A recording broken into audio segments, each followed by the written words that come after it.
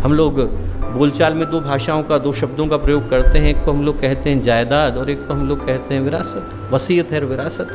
वसीयत वो है जो ज़मीन है, मकान है, पैसा है, जेवर है, इसको इस हाथ में रख दो कि उस हाथ में रख दो, फ़र्क नहीं पड़ता।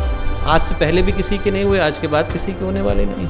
जायदाद न जाने कितने लोगों के हाथ में आकर के चली गई, न जाने कितनों के हाथ में आने वाली। जिस ज़मीन पर हम लोग खड़े हैं उस पर ही दावे करने वाले कितने आए और कितने चले गए। कभी रावण ने कहा उसकी थी, कभी दुर्योधन ने कहा उसकी थी, कभी मुगलों ने कहा उसकी थी, कभी अंग्रेजों ने कहा उसकी थी, कभी मूरतध्वज ने कहा उसकी थी। वो दावे करने वाले चले गए हैं, पर ज़मीन वही की वहीं।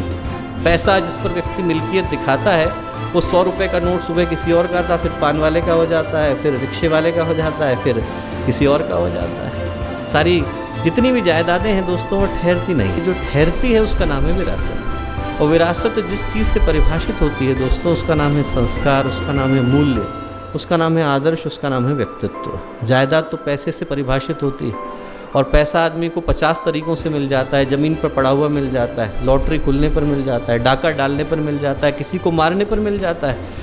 पर व्यक्तित्व आदमी अपनी कीमत से अर्जित करता है। जायदाद एक बार चली जाए तो चिंता की बात नहीं है, दोबारा खड़ी हो जाती। चंद्रगुप्त के पास नहीं थी, विक्रमादित्य के पास नहीं थी, शिवाजी के पास नहीं थी।